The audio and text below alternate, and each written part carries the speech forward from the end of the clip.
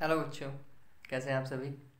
हाँ, तो आज टेंथ का कुछ ऐसा पार्ट देखते हैं जो मोस्ट कॉमन है। ये ट्वेल्थ में भी बहुत ज़्यादा पूछा जाता है।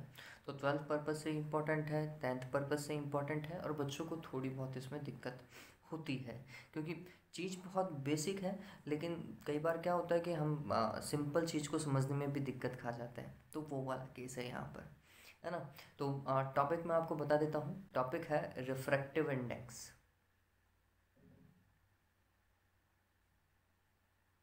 Refractive index. आज हम रिफ्रैक्टिव इंडेक्स को देखेंगे। हाँ, इससे पहले मेरा इंट्रोडक्शन वापस है। मेरा नाम है प्रशांत माहेश्वरी और fun with physics YouTube channel पर आप सभी का बहुत बहुत स्वागत है। हाँ, रिफ्रैक्टिव इंडेक्स को पढ़ने से पहले हमें थोड़ा बहुत रिफ्रैक्शन के बारे में भी पता होना चाहिए कि रिफ्रैक्शन क्या होता है, रिफ्रैक्शन ऑफ लाइट। तो इसे थोड़ा सा जल्दी से डिस्कस कर लेते हैं।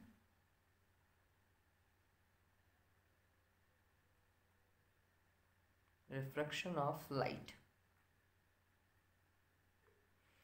देखिए बच्चों, हमारे पास में दो मीडियम होंगे, है ना। एक मीडियम होगा फर्स्ट और एक मीडियम होगा सेकंड। तो मैं बोल देता हूँ ये ऊपर वाला मीडियम फर्स्ट मीडियम है, नीचे वाला मीडियम जो है वो सेकंड मीडियम है। एक सिंपल सा एग्जांपल अपन लेते हैं, ठीक। और ये ऊपर वाला जो मीडियम है ना, that is a rarer medium, and ये नीचे वाला मीडियम, इसे हम डेंसर मीडियम मान करके चलते हैं, ठीक है।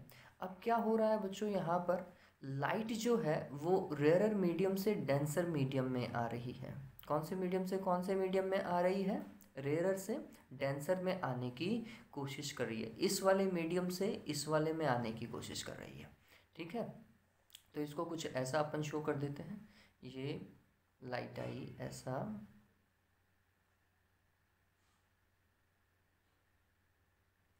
ठीक है, यहाँ पर आई, और जैसे ही ये डेंसर मीडियम में जाती है बच्चों, ये अपने ओरिजिनल पाथ से क्या हो जाती है? चेंज हो जाती है। इसका जो ओरिजिनल पाथ था ना, वो क्या हो जाता है? चेंज हो जाता है। ऐसा कुछ ये ऐसा जाएगी अब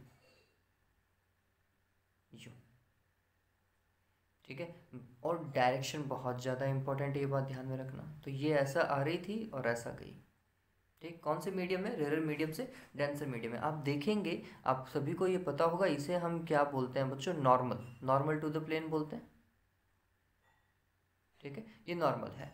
तो आपको पता चलेगा कि जब लाइट जो है वो रेयर से डेंसर में जा रही थी, तो it will band towards normal. ये कहाँ की ओर बैंड हुई? नॉर्मल की तरफ बैंड हुई, इस नॉर्मल की ओर, ठीक। अब यहाँ पर दो एंगल्स हैं।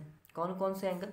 एक एंगल जो कि इंसिडेंट लाइट और नॉर्मल के बीच में बन रहा है, ये, इसे हम बोलते हैं एंगल ऑफ इंसिडेंस आई। और एक दूसरा एंगल जो है वो रिफ्रैक्टिंग लाइट और नॉर्मल के बीच में बनता है, ये, इसे हम बोलते हैं एंगल ऑफ रिफ्रैक्शन, ठीक है। तो रिफ्रैक्शन ऑफ लाइट हुआ क्या? रिफ्रैक्शन ऑफ लाइट है क्या चीज़, है ना, ये चीज़ है क्या? तो हम बोलते हैं जब भी कोई लाइट जो है वो एक मीडियम से दूसरे मीडियम में जा रही होती है, एक मीडियम से दूसरे मीडियम में जब वो ट्रांजिट करती है, तो वो अपने ओरिजिनल पाथ से क्या कर जाती है? थोड़ा बहुत शिफ्ट कर जाती है ना। वो या तो नॉर्मल की ओर बैंड हो जाती है, या फिर वो नॉर्मल से अवे बैंड होती है। ऐसा ही केस है, ठीक। ये जो बेंडिंग ऑफ लाइट है into the second medium is known as the refraction of light, ठीक है। ये क्या कहलाता है? Refraction of light. When a light ray travels from one medium to another medium, its original path get changed into the second medium. It will bend towards normal or bend away from the normal.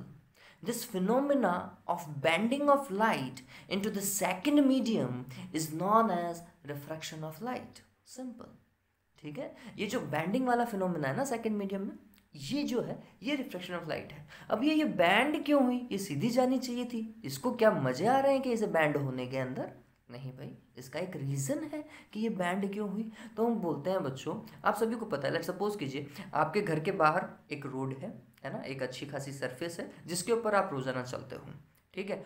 Let suppose करो आपकी school और आपके घर के बीच में एक छोटा सा डेजर्ट एरिया है। डेजर्ट तो सभी समझते हो, है ना। पूरा पूरा सॉइल, मिट्टी मिट्टी मिट्टी मिट्टी हर जगह आपको दिखाई देगी। क्या होगा जब आप रोड से डेजर्ट में जाओगे, मीडियम चेंज हो गया, रोड बिल्कुल प्लेन सरफेस है, डेजर्ट में मिट्टी है, उबड़ खाबड़ होगा, ठीक है, और डेंसिटी चेंज होगी, ठीक है। तो आपको क्या पता चलेगा, आप जैसे ही उस डेजर्ट एरिया में जाओगे आपकी स्पीड ऑटोमेटिकली लो हो जाएगी, स्पीड कम हो जाएगी, रिड्यूस हो जाएगी, ठीक है, स्पीड में चेंज आएगा, ठीक है। यही सेम चीज़ जो है वो लाइट के साथ में है।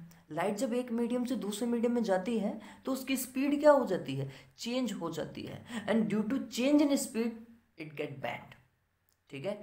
इस स्पीड में चेंज के कारण वो क्या हो जाती है, वो बैंड हो जाती है। अगर स्पीड में चेंज नहीं होता तो वो बैंड भी नहीं होती। ये बात ध्यान में रखना कि लाइट की स्पीड में चेंज आया तभी वो बैंड हुई, अगर स्पीड में चेंज नहीं होता तो वो बैंड नहीं होती। इस चीज को ध्यान में रखें, ठीक है। So the reason behind the refraction is speed of light, है ना, speed of light. Speed of light get change in medium, है ना, और the speed of light is different for different mediums, ठीक है, ये ध्यान में रखिएगा। चलिए, तो दैट इज रिफ्रैक्शन, ये आप सभी को पता चला, ठीक। अब रिफ्रैक्शन के अंदर दो लॉज काम करते हैं, एक तो रिफ्लेक्शन की तरीके से, ठीक है, पहला लॉ तो उसी तरीके से बोलते हैं कि हम बोलते हैं incident light, refracted light and normal to the surface, है ना। All these three lie on a same plane, ठीक है, ये पहला था। दूसरा था स्नेल्स लॉ, ये यहाँ पर जब हम आते हैं तब हम रिफ्रैक्टिव इंडेक्स पर आते हैं, ठीक है, तो ये जब समझते हैं। चलिए, तो अब ये स्नेल्स लॉ क्या था। स्नेल्स लॉ बोलता है कुछ ऐसा, हम याद रखते हैं, sine i divided by sine r is always equals to constant. इनका रेशो जो है वो क्या होता है, एक कांस्टेंट होता है, ठीक है। अब ये चीज़ थोड़ा समझ लेते हैं भैया, ये क्या चीज़ है और ये कांस्टेंट क्या होगा वो भी समझते हैं। ये वैसे कांस्टेंट ही रिफ्रैक्टिव इंडेक्स है, तो इसे लिखने का तरीका हम क्या बोलते हैं, the ratio of sine of angle of incidence to the sine of angle of refraction is always a constant. This law is known as Snell's law, ठीक है। ये तो सिंपल हो गया, स्नेल्स लॉ ऐसे लिखा जाता है। चलिए, अब हम बात करते हैं, हमारे टॉपिक के ऊपर आते हैं, रिफ्रैक्टिव इंडेक्स, ठीक है। चलिए, तो इस पर्टिकुलर डायग्राम के ऊपर आप वापस से गौर कीजिए। हम बोलते हैं कि ये जो पहला जो रेयर मीडियम था, इस रेयर मीडियम में लाइट की वेलोसिटी थी v1, ठीक है, कितनी वेलोसिटी थी, v1 थी, और इस डेंसर मीडियम में लाइट की वेलोसिटी थी v2, ठीक है। चलिए, फिर इसके बाद में मैं वेवलेंथ और इनकी बात अभी नहीं कर रहा हूँ, अभी छोड़ देते हैं इस चीज़ को, अभी अपन सिर्फ रिफ्रैक्टिव इंडेक्स की तरफ देखते हैं। फिर अपन आते हैं नेक्स्ट केस कि यहाँ पर अगर रिफ्रैक्टिव इंडेक्स लिखें रेयर मीडियम का, तो मैं लिख रहा हूँ n1, ठीक है, और यहाँ पर इस मीडियम का रिफ्रैक्टिव इंडेक्स लिख रहे हैं n2, ठीक। अब दो तरीके के रिफ्रैक्टिव इंडेक्स होते हैं। अब आप बोलोगे सर डेफिनेशन बताएंगे, उससे पहले आपने रिफ्रैक्टिव इंडेक्स के तरीके बता दिए। तो बच्चों पहले तरीके समझो, डेफिनेशन आप खुद बनाओगे, ठीक है। तो हम बोलते हैं दो तरीके के रिफ्रैक्टिव इंडेक्स होते हैं बच्चों। एक होता है एब्सोल्यूट,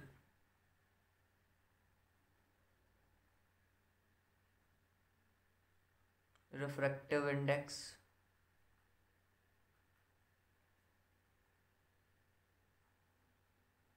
और एक होता है relative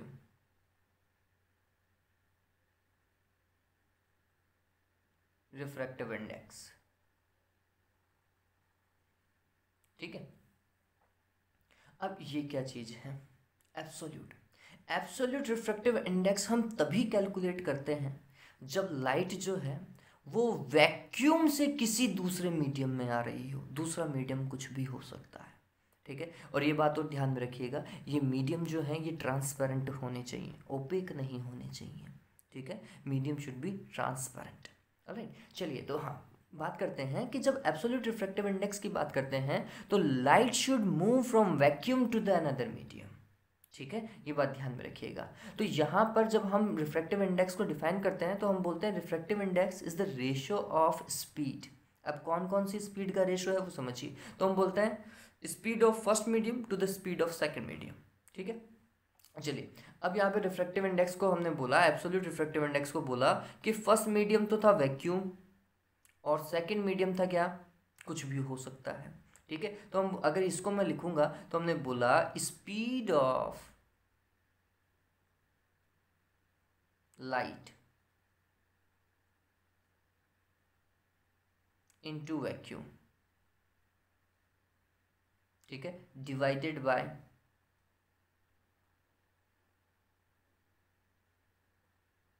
speed of light into any medium.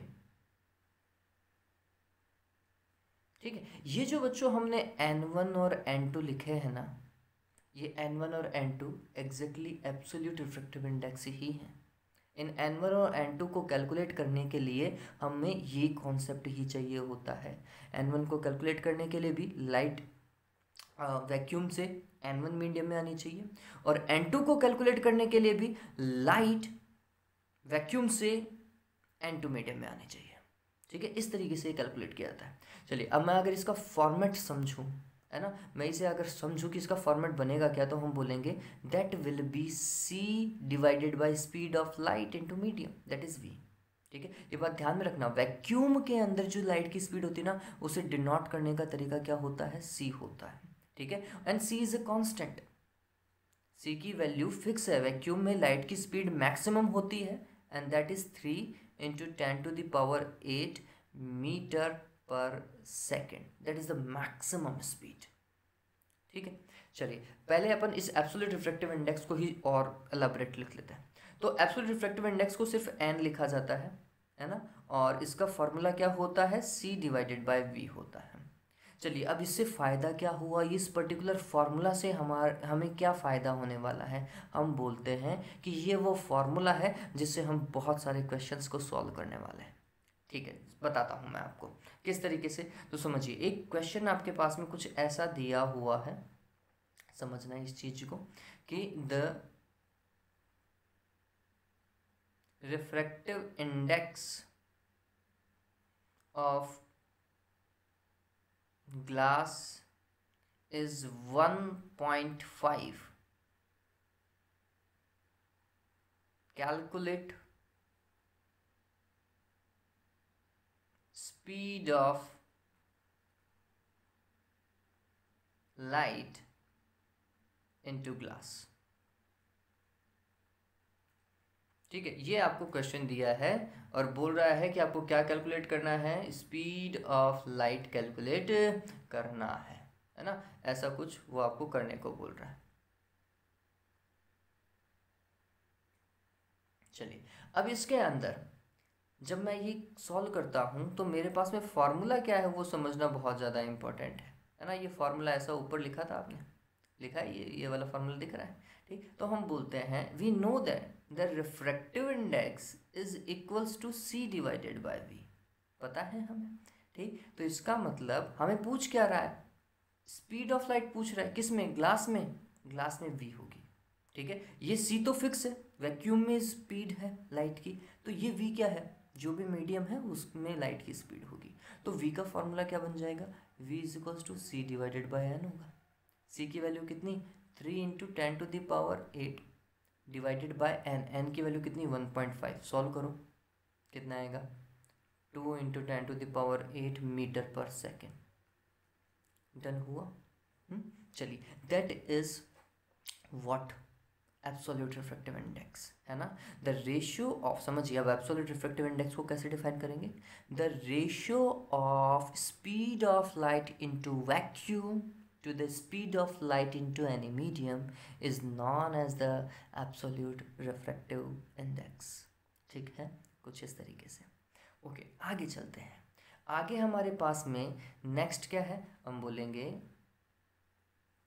एक मिनट बच्चों,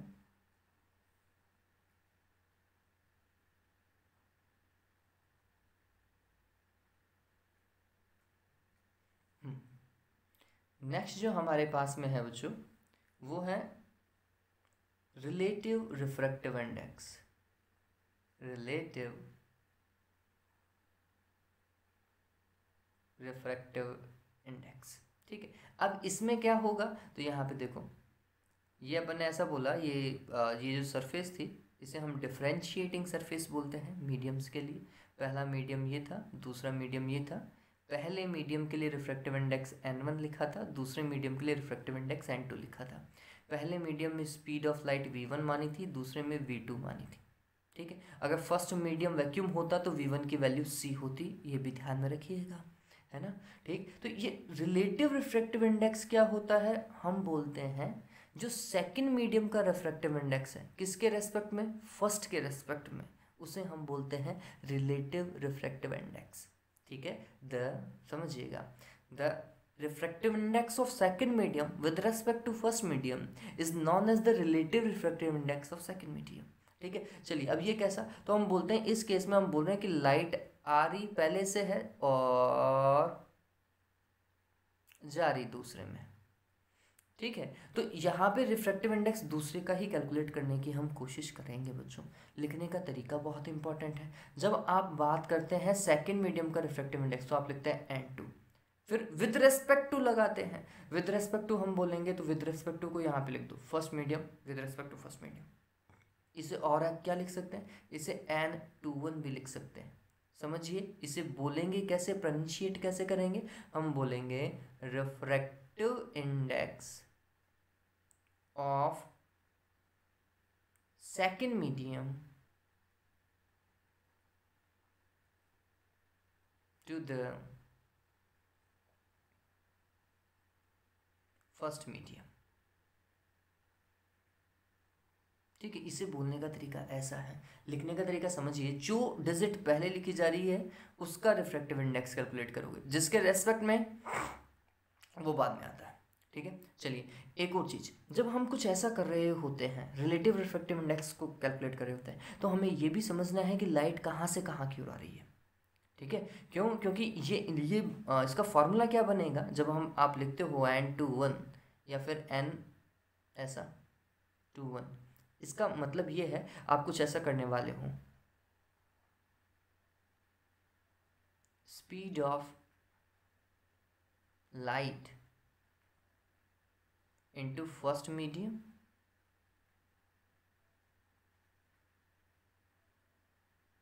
डिवाइडेड बाय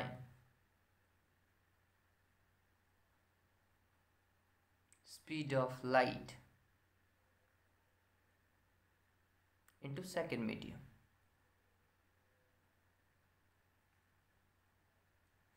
ठीक है, अब इस चीज को समझिए, फर्स्ट मीडियम में कितनी स्पीड थी v1, दूसरे मीडियम में कितनी थी v2, तो v1 divided by v2 is equals to refractive index of second medium with respect to first.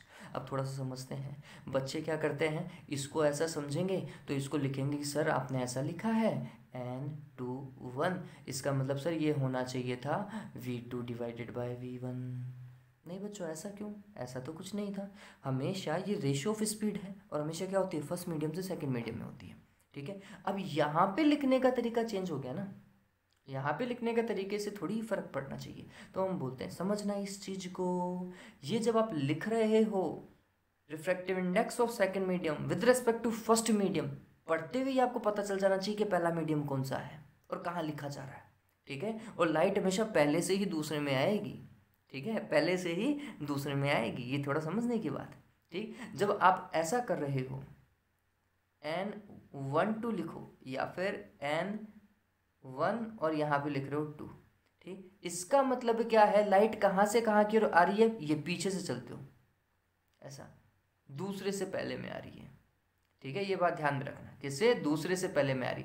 यहाँ पर लाइट कहाँ से कहाँ की ओर आ रही है, जब आप ऐसा लिख रहे हो तो हम बोल रहे हैं लाइट पहले से दूसरे में आ रही है।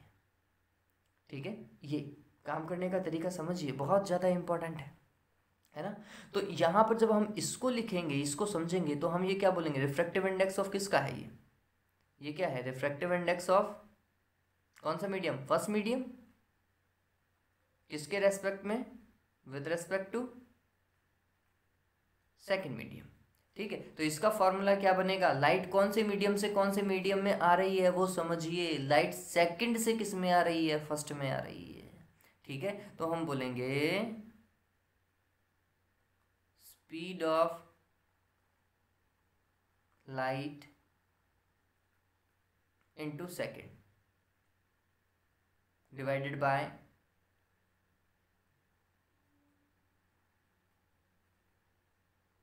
Speed of light into first. ठीक है, तो ये चीज़ थोड़ा समझने लायक है यहाँ पर कि जब लिखने का तरीका है ना, ये लिखने का तरीका ही हमें समझना होता है कि जब आप n21 लिख रहे हो तो आप समझिए कि लाइट जो है वो 1 से 2 में जा रही है, उल्टा चलो। ठीक है, और जब आप n12 लिख रहे हो तो इसका मतलब 2 से 1 में आ रही है। ठीक है, ये समझिए, जब आप n21 लिख रहे हैं तो लाइट 1 से 2 में, और जब आप n12 लिख रहे हैं तो लाइट 2 से 1 में आ रही है। ठीक है, तो ये ध्यान में रखिएगा।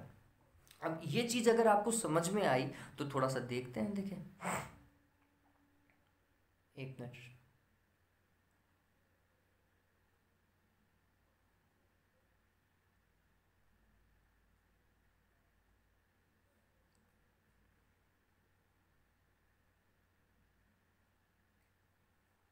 चलिए वापस से मैं इस चीज़ को रिपीट कर देता हूँ, ये थोड़ा सा इम्पॉर्टेंट है और चूक नहीं जाए इसलिए अपन वापस से रिपीट कर रहे हैं। ठीक है, ओके, चलिए अब शुरुआत से स्टार्ट करते हैं। मैंने आपको एक बार के लिए बहुत जल्दीबाजी में बताया है, अब इसे थोड़ा सा सीक्वेंस में लेते हैं। तो सबसे पहले हमने बोला व्हाट इज रिफ्रैक्टिव इंडेक्स। तो आप ये समझिए रिफ्रैक्टिव इंडेक्स इज द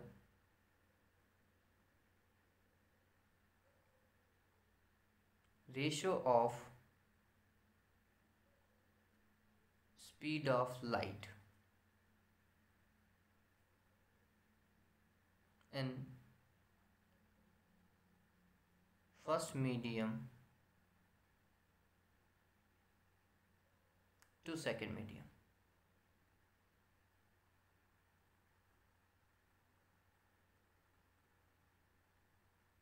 ठीक है, ये हमारे लिए एक बेसिक बात हो गई है ना, ये that is the refractive index. चलिए फिर जब हमने बात करी बच्चों किसकी, एब्सोल्यूट की, एब्सोल्यूट रिफ्रैक्टिव इंडेक्स है ना, इसे सिर्फ और सिर्फ आप n लिख सकते हैं या n1 लिख सकते हैं या n2 लिख सकते हैं। इसमें एक ही अगर नंबर लिखोगे तो एक बार ही वो नंबर लिखा जाएगा। ठीक है, ये क्या होगा, तो हमने बोला, आप समझना इस चीज़ को। ठीक, ये होता है speed of light into vacuum. Vacuum में स्पीड ऑफ लाइट कितनी होती है, c होती है, divided by speed of light into medium. ये ऐसा। अब लेट सपोज करो मेरे को ग्लास का रिफ्रैक्टिव इंडेक्स निकालना है, किसका, ग्लास का। तो हमने बोला, समझना, ग्लास का रिफ्रैक्टिव इंडेक्स तो हमने यहाँ पे लिख दिया n और g ग्लास के लिए। ठीक, तो speed of light into vacuum ये तो फिक्स हो गया, और यहाँ पे वेलोसिटी या speed of light into glass, ऐसा। ये जो v है, v के साथ पे g लगा दो। ठीक है, लेट सपोज करो आपको वाटर का रिफ्रैक्टिव इंडेक्स निकालना है, n और वाटर। ठीक, तो ये क्या होगा, तो वाटर का रिफ्रैक्टिव इंडेक्स क्या होगा, speed of light into vacuum हो गया, divided speed of light into water. अगर ये दोनों पता है तो हम काम कर सकते हैं, कर सकते हैं, नहीं कर सकते। चलिए ठीक, अब ये बहुत सिंपल है ना। और ये वैसे आपको ध्यान में रखना पड़ेगा, ग्लास के लिए रिफ्रैक्टिव इंडेक्स कितना होता है, 1.5 होता है। वाटर के लिए कितना होता है, 1.33 रिफ्रैक्टिव इंडेक्स होता है, ये फिक्स है। एयर के लिए रिफ्रैक्टिव इंडेक्स कितना होता है, 1.0003, जिसे हम 1 ही मान करके चलते हैं, आप 1 ही मानेंगे। वैक्यूम के लिए it is .1, it is exactly 1। Vacuum का कितना होता है रिफ्रैक्टिव इंडेक्स, 1 होता है, ध्यान रखिएगा। ठीक है, चलिए हो गया ये। फिर हम बात करते हैं रिलेटिव रिफ्रैक्टिव इंडेक्स की। इसे कैसे लिखा जाएगा, तो जब हम लिख रहे हैं n21 तो इसका मतलब ये हो गया है बच्चों, फर्स्ट मीडियम में लाइट की स्पीड और सेकंड मीडियम में लाइट की स्पीड, ऐसा। ठीक है, और जब हम लिख रहे हैं n12 इसका मतलब क्या हुआ, सेकंड मीडियम में लाइट की speed divided by first medium में लाइट की स्पीड। देखो इस चीज़ को थोड़ा सा और समझिए कि लाइट जहाँ से जहाँ की ओर जा रही है, स्पीड ऑफ लाइट का रेशियो भी वैसे होना चाहिए।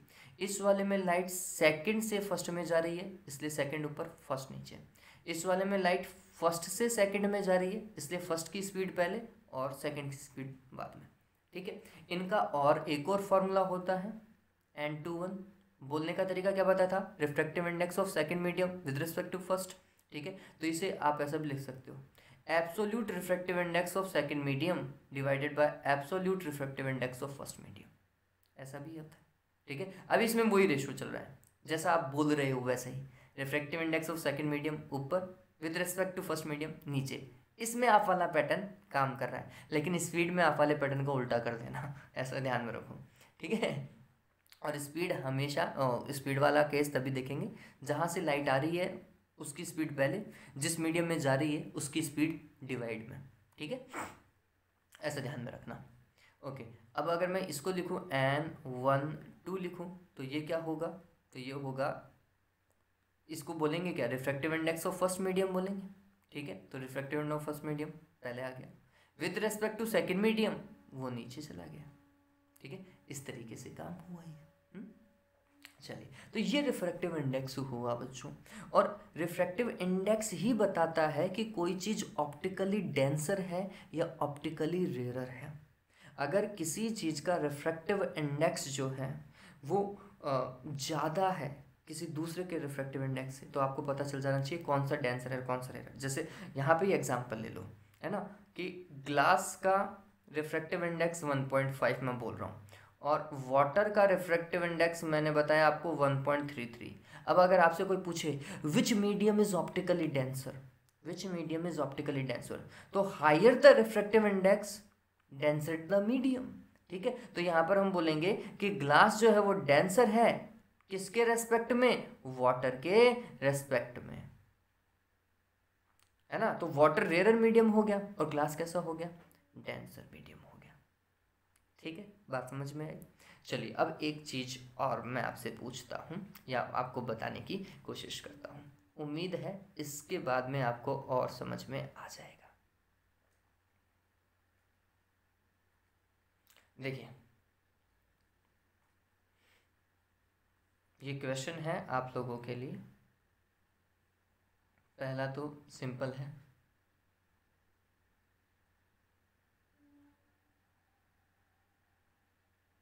Calculate the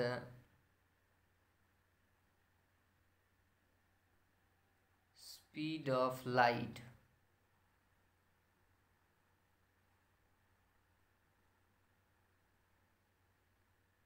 into water. ठीक है, वाटर में लाइट की स्पीड कैलकुलेट करनी है, तो आपने बोला कि एक ही मीडियम है वाटर, तो आप एब्सोल्यूट में जाओगे, एब्सोल्यूट में जाओगे तो आप बोलोगे n is equals to c divided by v। ठीक, और किसका, वाटर के लिए तो NW लिख लिया, है ना, रिफ्रैक्टिव इंडेक्स ऑफ वाटर, और यहाँ पर वाटर में लाइट की स्पीड। ठीक, हमें ये कैलकुलेट करनी है, तो हमने बोला ये हो जाएगा VW divided is equals to c divided by NW, ऐसा ही हो जाएगा। चलिए, अब इसको देखो, ये सी की वैल्यू कितनी, 3 × 10⁸ मीटर पर सेकेंड, और NW की वैल्यू कितनी कितनी है, 1.33। ठीक है, कैलकुलेशन को सिंपल बनाने के लिए 1.33 की जगह आप कितना लिखें, 4/3 लिखें। चलिए, तो ये क्या हो जाएगा, 3 डिवाइडेड बाय 4/3। ठीक, इंटू 10⁸ मीटर पर सेकेंड, तो ये तो चल ही रहा है। सॉल्व करो, क्या आएगा भाई, 3 ऊपर चला गया, 3 × 3 9 हो जाएगा, 9/4 इंटू 10⁸ मीटर पर सेकेंड। ठीक है, मीटर पर सेकेंड, है ना, और 9/4 इट मीन्स 2.25। ठीक है, 2.25 इंटू 10⁸ मीटर पर सेकेंड, इस तरीके से आपने कैलकुलेट किया। ये बहुत सिंपल था, बहुत ईजी था। ठीक, अब यहाँ पर समझना, यहाँ पर एक क्वेश्चन ऐसा दिया हुआ है, light is traveling from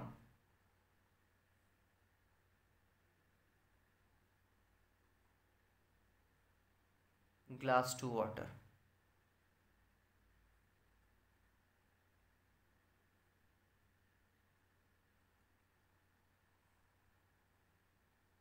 Calculate the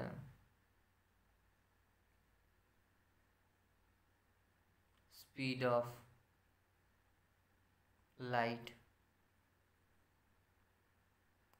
into water. हालांकि 10th पर्पज से इसमें डेटा दिया हुआ आएगा, लेकिन मैं आपको पहले ही बता चुका हूँ रिफ्रैक्टिव इंडेक्स इनके क्या क्या है। ठीक है, चलिए, तो पहले तो ये समझिए लाइट कहाँ से कहाँ की ओर जा रही है, ग्लास टू वाटर। तो ऊपर वाला तो मीडियम ग्लास है और नीचे वाला वाटर है, ठीक है। ग्लास का रिफ्रैक्टिव इंडेक्स 1.5, वाटर का 1.33, यही तो है। तो डेंसर कौन सा, ऊपर वाला, नीचे वाला रेयर। तो जब लाइट डेंसर से रेयर में जाती है तो it will move away from the normal, है ना, band away from the normal, ऐसा ही होगा। चलो ये है फर्स्ट मीडियम कौन सा, ग्लास। सेकंड मीडियम कौन सा, वाटर, यही तो है।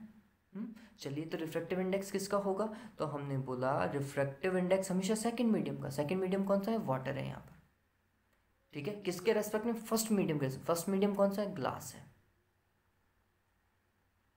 ऐसा हुआ, ठीक है। चलो क्या होगा, speed of light into first medium, first medium कौन सा है, ग्लास, तो हमने बोला v glass, divided by speed of light into second medium कौन सा है, वाटर, ठीक है। इस तरीके से हमने फॉर्मूला बना लिया, ठीक है। इसका अगर ऐसा लिखा हुआ होता तो एन जी डब्ल्यू भी तो हो सकता है, कोई दिक्कत नहीं है, ठीक। मैंने तो ये सिर्फ डायग्राम के अकॉर्डिंग बनाने की कोशिश की, लेकिन आप ऐसे भी लिख सकते हो। तो फिर आप ये समझिए कि लाइट कहाँ से कहाँ की ओर जा रही है फिर, ठीक है। तो आप बोल रहे हो refractive index of second medium, second medium कौन सा हुआ, ग्लास हुआ। फर्स्ट मीडियम यहाँ पे कौन सा हुआ, वाटर हुआ। तो ये जब आप लिख रहे हो तो आप ये बोल रहे हो कि लाइट जो है वो वाटर से ग्लास में जा रही है, ठीक है। तो फिर इसमें आप क्या लिखोगे, v water divided by v glass, ऐसा लिखोगे, ठीक है। चलिए, अभी तो खैर अपन को इससे करना नहीं, आएगा तो इससे भी, ठीक है। चलिए अब काम करते हैं। इसका फॉर्मूला क्या, इसका फॉर्मूला क्या, तो आपको पता होना चाहिए इनके फॉर्मूले क्या हैं, है ना। तो हमने बोला कि ये जब आप लिखते हो n water with respect to glass, इसका मतलब है refractive index of water divided by refractive index of glass, ठीक है। ये भी पूछ सकता था कि calculate the refractive index of glass with respect to water, या calculate the refractive index of water with respect to glass, ये भी पूछ सकता है, ठीक है। समझिएगा, अगर ऐसा पूछे कि calculate the refractive index of water with respect to glass, तो refractive index of water with respect to glass, ये लिखा जाएगा। फॉर्मूला क्या, तो हमने बोला refractive index of water divided by refractive index of glass, ये तो सीधा सीधा लिखा जाएगा ऐसा, ठीक है। और ये आपने निकाल भी लेना है, इस इक्वल्स टू क्या हो जाएगा, तो हमने बोला we ji divided by V W, ठीक। चलिए, यहाँ पर वाटर के लिए कितना, 1.33, ग्लास के लिए कितना, 1.5। ग्लास में स्पीड कितनी निकाली थी, आपने निकाली थी 2 × 10⁸, याद आ रहा होगा, मैंने अभी थोड़ी देर पहले निकाला था ऊपर, ठीक है। और वाटर में ही तो पूछ रहा है ना, तो वाटर को ऐसे ही लिख दो, हालांकि आपने पहले निकाली है, यहाँ पे मैंने निकाल के बताया कि वाटर में आएगी कितनी, इसको भी सॉल्व करोगे तो भी इतनी ही आएगी, ठीक है। तो इस तरीके से भी आता है सवाल। मैं अगर 10th पर्पस की ही बात करता तो मैं सिर्फ इतना ही बोलता, calculate the refractive index with respect to this medium, ठीक है, इसी तरीके से काम करता है ना। चलिए, अगर इसको आगे और देखें,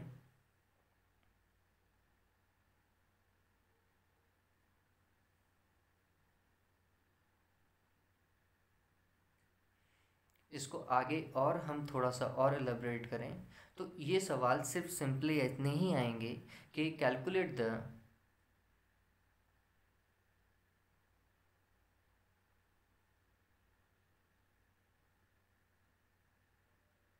refractive index of glass with respect to